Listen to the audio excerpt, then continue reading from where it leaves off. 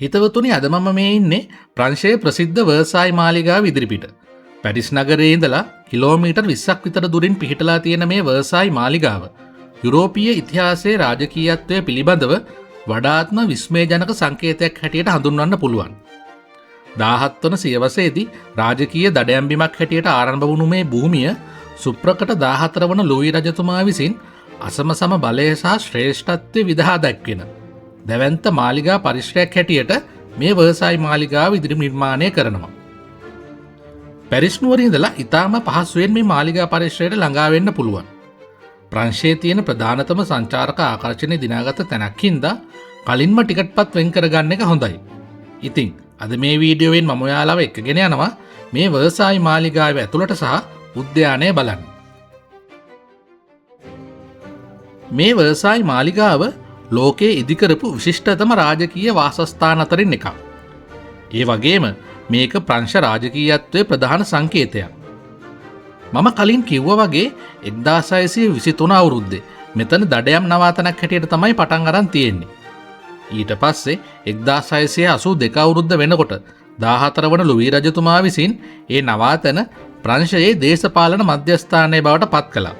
ධනය, බලය සහ දිව්‍යමය අධිකාරී බලයක් පිළිඹු වෙන විදිහට කාමර 700කට වඩා වැඩි ප්‍රමාණයක් සහිතව රන්නාලේපිත සැරසිලි සහිතව මේ මහා මන්දිරය ඔහු විසින් ඉදි කළා.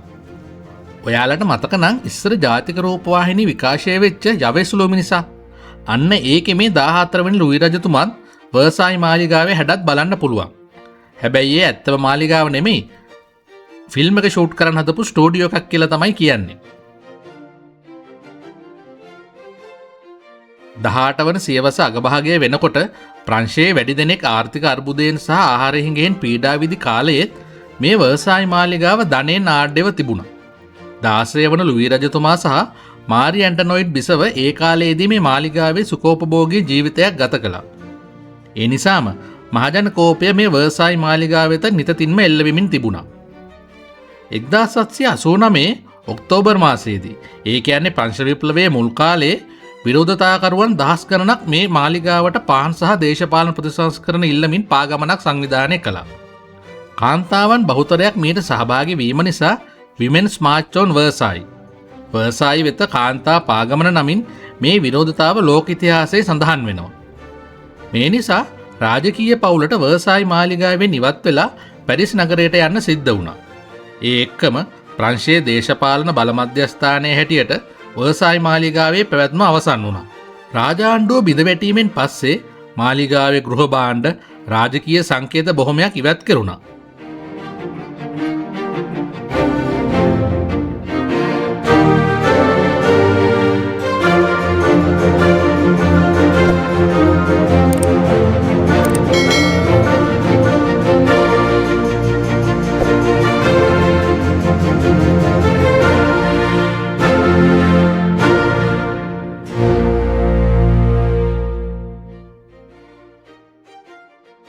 හිතවතුනි, මේ වර්සායි මාලිගාව ඇතුළට ආවම අසාමාන්‍ය සුඛෝපභෝගී බවක් දැනෙනවා.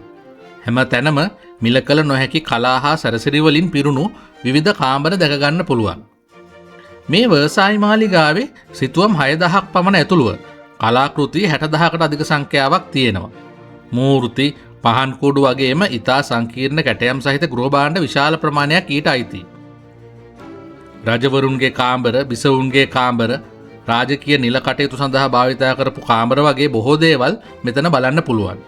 විශේෂත්වය තමයි හැම කාමරයක්ම කලාත්මක විස්තර වලින් පුරවලා මේ රාජකීය වර්සායි මාලිගාව ලෝකයේ අලංකාර කලා එකතුවක් වගේ නිර්මාණය කරලා තියෙන එක. මේ වර්සායි මාලිගාවේ මහමොලකරු වෙච්ච 14 වන ලුයි රජතුමා රජ වුණේ අවුරුදු 4දී. ඒ 1643 අවුරුද්දේ. යුරෝපයේ වැඩිම කලක් රජ කරපු රජතුමා තමයි මේ 14 වන ලුයි. ඒ අවුරුදු 72ක්. ඔහු කොතරම් මත්වගත බලයකින් ක්‍රියා කළාද කියනවා නම් ඔහුව හැඳින්වුනේ සන් කිං, එහෙම නැත්නම් හිරු රජුරුව කියලා. ඒ තරමට ඔහු වර්සායි මාලිගාව වෙත බලයක් ආරෝපණය කරගත්තා. මේ වර්සායි මාලිගාව ඉදිකිරීමේදී 14 වන ලුයි රජුරුව කරුණු කීපයක් කෙරෙහි අවධානය යොමු කළා. එකක් තමයි ඔහුගේ ධනය, බලය සහ අධිකාරිය පෙන්눔 කිරීම. 2. විදේශීය සම්භාවනීය අමුත්තන් විශ්මයට පත් කිරීම. ඒ වගේම තමයි ප්‍රංශයේ හිටපු වංශවත් පුද්ගලයින් ඔහුගේ සෝදිසියෙන් තියාගන්න එක.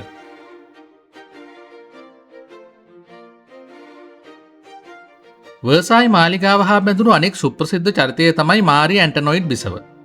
1770 දී ඔස්ට්‍රියානු ආධිපතිවරයෙක් හැටියට අය වර්සායි මාලිගාවට ඇවිල්ලා තියෙන්නේ වයස අවුරුදු 14 දී. ඒ අනාගත 16 වන ලුවී රජු සමග විවාහ වීමට. කොහොම වුණත් ඇයට වර්සායි මාලිගාවේ දැඩි රාජකීය නීති සහ ආචාර විධි යටතේ ජීවත් වෙන්න සිද්ධ වුණා. ප්‍රංශ විප්ලවය කාලයේ පාන් ඉල්ලූ ජනතාවට කේක් කන්න දෙන්නයි කියලා ඇය ප්‍රකාශ කළ බවට ප්‍රකට මතයක් තිබ්බට ඉතිහාසඥයින් නම් කියන්නේ ඇය කිසිවිටකත් ඒ විදිහට කිව්වේ නෑ කියලයි. කොහොම වුණත් වර්සායි මාලිගාව තුළ රසමසවුලු සහිතව අධික වියදම්කාරී අතිසුඛෝභෝගී ජීවිතයක් ඇය ගත කළා. මේ හේතුවෙන්ම කුසගින්න සහ ආර්ථික අගහිකකම් වලින් පිරුණු ප්‍රංශ ජනතාවගේ කෝපය කෙලින්ම ඇය වෙත යොමු වුණා. ඒ හින්දම වයස අවුරුදු 37ක් වගේ කාලයකදී ප්‍රංශ විප්ලවයෙන් පස්සේ ගිලටීනෙන් හිසගසා දමලා ඇයව මරණයට පත් කෙරුණා.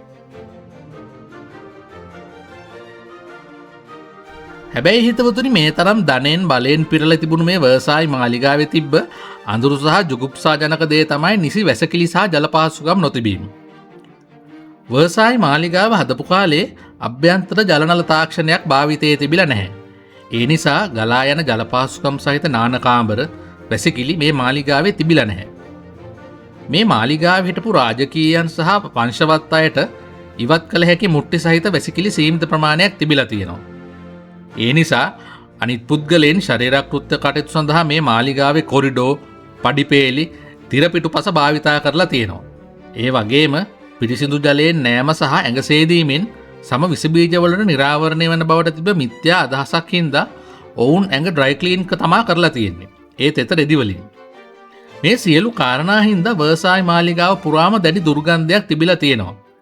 ඒ නිසා ඔවුන් හැමතිස්සෙම සුවඳ විලවුන් නාලා තමා හිටියේ. කොහොම හරි මේ මාලිගාවේ ලස්සන බලලා දැන් ඉතින් ගඳ ගහන්නේ නෑනේ. අපි මේ ලෑස්ති වෙන්නේ වර්සායි මාලිගාවේ උද්‍යානයට යන්න.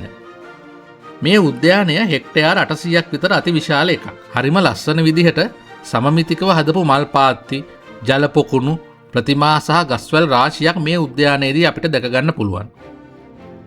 අපි ආවේ නොවැම්බර් මාසේ ශීත ඍතුව ආරම්භය වගේ හින්දා මල් නම් මුකුත් දකින්න ලැබුණේ නෑ. සමහර පොකුණු පවා ක්‍රියාවිරහිත කරලායි තිබුණේ. මේ වර්සායි උද්‍යානයේ සම්පූර්ණයෙන්ම ඇවිදින එක චැලෙන්ජ් එකක්. ඒ නිසා අවශ්‍ය අයට ඉලෙක්ට්‍රික් ස්කූටර්, බයිසිකල්, ගෝල්ෆ් කරත්ත වගේ ඒවායින් එහෙ මෙහෙ යන්න පුළුවන්. එහෙම නැත්නම් මේ පුංචි කෝච්චියෙන් උද්‍යානයේ රවුමක් යන්නත් අවස්ථාව තියෙනවා.